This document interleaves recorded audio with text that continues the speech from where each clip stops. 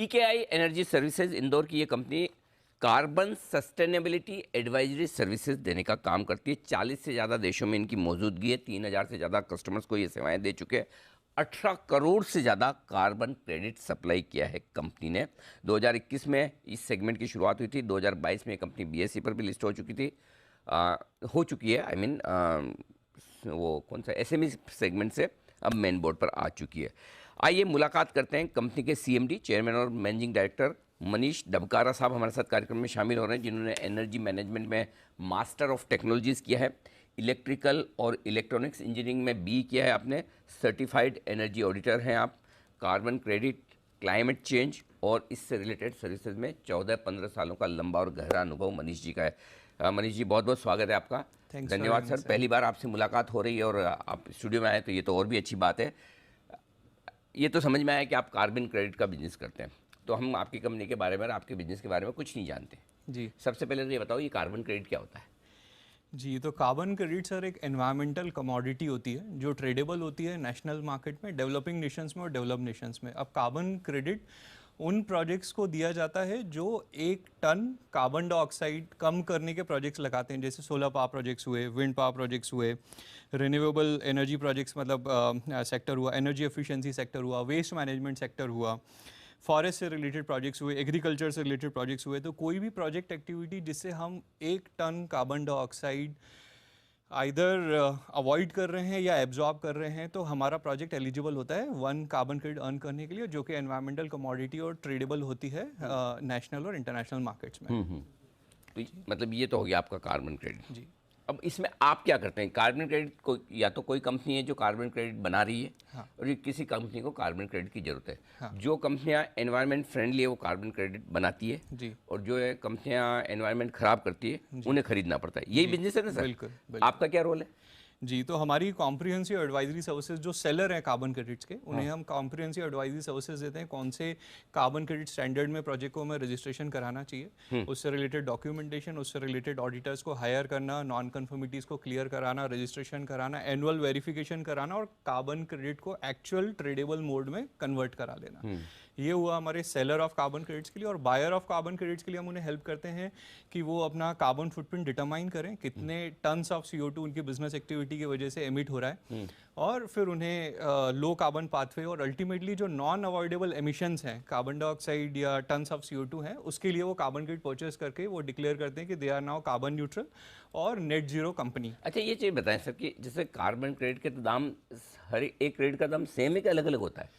नहीं, carbon credit के दाम आजकल कितना चलता है? जी, कार्बन क्रेडिट के रेट सर हैं, वो हैं अलग अलग सेगमेंट में, अलग अलग कंट्री से ओरिजिनेटेड क्रेडिट्स की अलग अलग वैल्यू होती है, अलग अलग टेक्नोलॉजी, अलग अलग विंटेज, तो इन सभी के हैं। तो जो रेंज है वो है $0.5 से लगा के $35, इतना बड़ा $0.5 से $35? जी सर, एक कार्बन क्रेडिट। हाँ। अच्छा, इंडिया में सबसे ज्यादा कार्बन क्रेडिट कौन बनाता है? अंदाज मतलब किस तरह के सेगमेंट, सेक्टर या कंपनी बनाती है? आज तक सर पिछले 17 सालों में देखें तो इंडिया में या किसी भी डेवलपिंग नेशन से जो क्रेडिट्स ओरिजिनेट हुए हैं, क्योंकि अभी तक जो इंटरनेशनल मार्केट में क्रेडिट्स बने हैं ये डेवलपिंग नेशंस सेलर रहे हैं और डेवलप नेशंस बायर रहे हैं।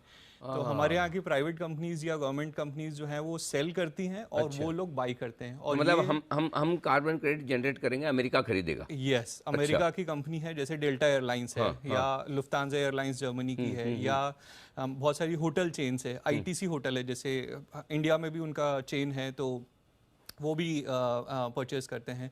इंडिया में जोमेटो है, तो कुछ लोग हैं जो कॉम्प्लायंस के लिए परचेज करते हैं, कुछ लोग हैं वॉलंटरी के लिए परचेज करते हैं। तो हमारे 2 टाइप के मार्केट्स हुए जी, कॉम्प्लायंस कार्बन क्रेडिट मार्केट और वॉलंटरी कार्बन क्रेडिट मार्केट। तो इस टाइप से 2 सेक्टर्स में हमारा इंडस्ट्री डिवाइडेड है। इंटरेस्टिंग चीज़ बताई आपने। नहीं तो इंडिया में ज़्यादा कौन जनरेट करता है, कौन से सेक्टर से निकल के आता है हमारे यहाँ कार्बन क्रेडिट? जी, तो पिछले 17 सालों में देखें सर तो रिन्यूएबल एनर्जी और एनर्जी एफिशिएंसी, अच्छा, ये हमारा एशिया से ये सबसे ज़्यादा प्रोजेक्ट्स यहाँ से आए हैं। लैटिन अमेरिका और अफ्रीका, क्योंकि हम 16 से ज़्यादा नेशन में काम करते हैं, तो लैटिन अमेरिका और अफ्रीका में फॉरेस्ट और कम्युनिटी बेस्ड प्रोजेक्ट ज़्यादा आए हैं। तो एक चीज़ बताएं सर, आपका काम बायर और सेलर दोनों को सिर्फ एडवाइस करने का कि मैच मेकिंग भी, शादी करवाने का?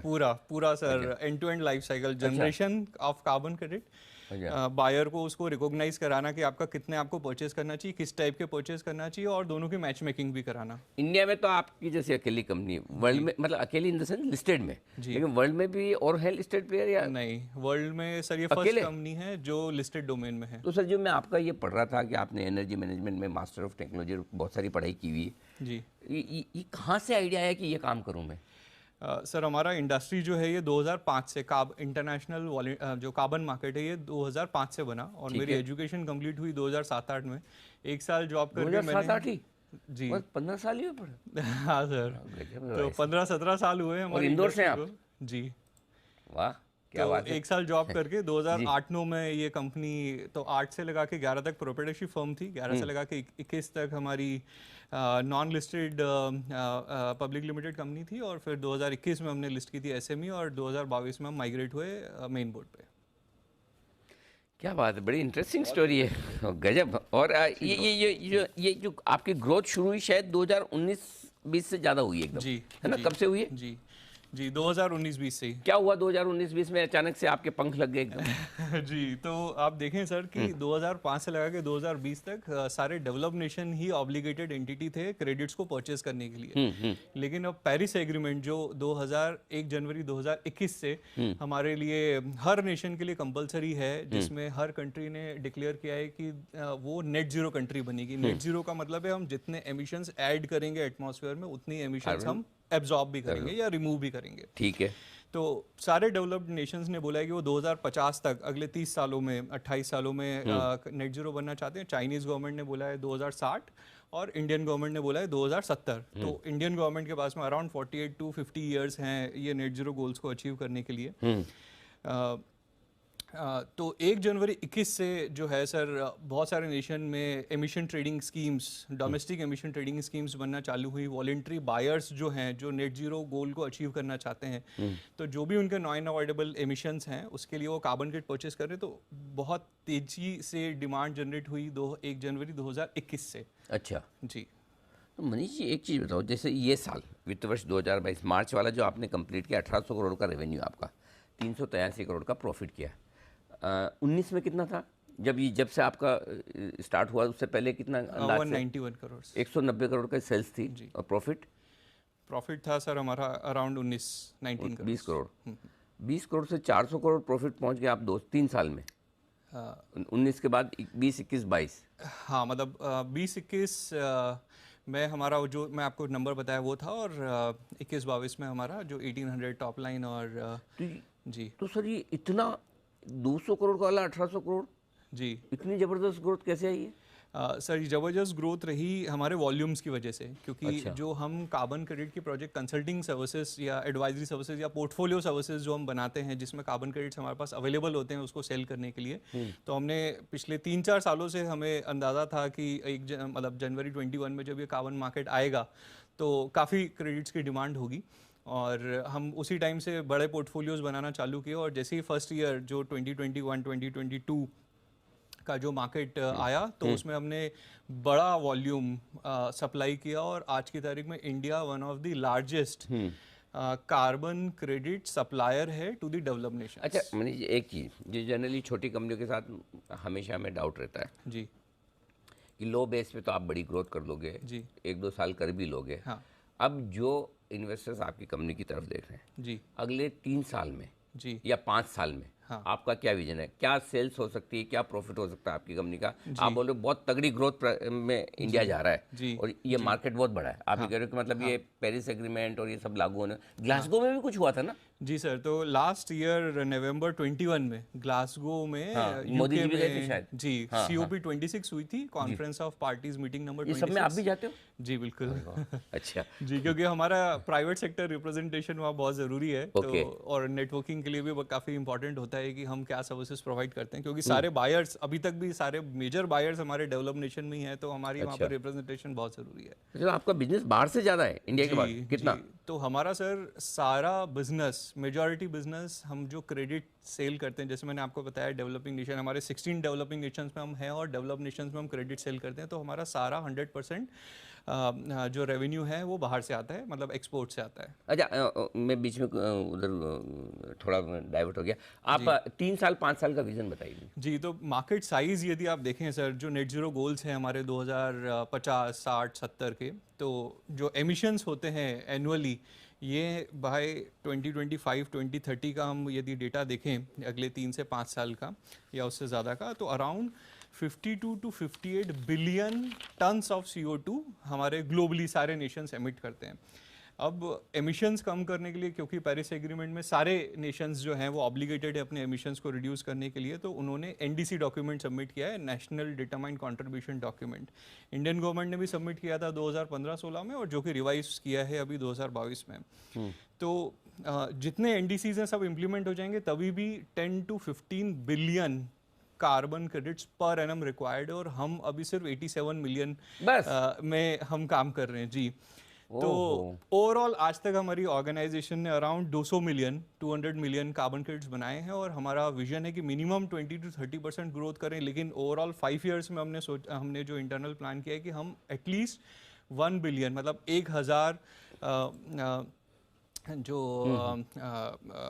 मिलियन जो क्रेडिट्स हैं हम उसे जनरेट कर पाएँ। और अभी तक हम उसको 20% अचीव कर चुके हैं। नेक्स्ट 5 ईयर्स में हम रेस्ट 80% पे काम कर रहे हैं। तो 200 मिलियन से 1000 मिलियन तक जाना है आपको जी, और वो 5 साल में जाना है जी। तो लगभग मतलब 5 साल में यहाँ से 4 गुना आप हो जाएंगे इन टर्म्स ऑफ वॉल्यूम। हाँ, प्राइसिंग तो ऊपर नीचे हो सकते हैं बिल्कुल। 4,500-5,000 करोड़ का आपका मार्केट कैप हो गया, ये मैं देख रहा था। तो कुछ बड़े फंड्स भी हैं जिन्होंने इंटरेस्ट दिखाया है, ये नए तरह का बिजनेस है, तो अभी तक फंड्स आपके कोई शेयर होल्डर हैं ऐसे? जी सर, तो हमारे डेवलपिंग नेशंस में, या मतलब कि पूरे वर्ल्ड में ये फर्स्ट ऑफ इट्स काइंड है, और जो डेवलप नेशंस हैं यहाँ पे तो पिछले 15-16 सालों से ये बिज़नेस काफ़ी अच्छे से हो रहा है। हमारे सारे कॉम्पिटिटर्स भी, यदि हमारे EKI के कॉम्पिटिटर देखें तो वो भी यूरोप में ही है मेजरली। तो FII ज़रूर हैं हमारे शेयर होल्डिंग लिस्ट में, लेकिन क्योंकि हमारा डोमेन नया है तो डोमेस्टिक लेवल पे DIIs जो हैं वो जो हैं, और क्योंकि इसके पहले हम SME में लिस्टेड थे तो DIIs यूजुअली वहाँ पे बहुत कम इंटरेस्ट रखते हैं, बट नाउ हम मेन बोर्ड पे हैं तो काफ़ी सारा इंटरेस्ट है मार्केट में। तो अभी हाल ही में इफ आई रिमेम्बर करेक्टली आपने शायद बोनस दिया था, स्प्लिट किया था? जी, बोनस दिया था सर। अच्छा, 3:1 का, तो 1 for 1 शेयर 3 हमने शेयर्स 3 शेयर पे 1 शेयर का बोनस दिया। ओके, नहीं 1 पे 3।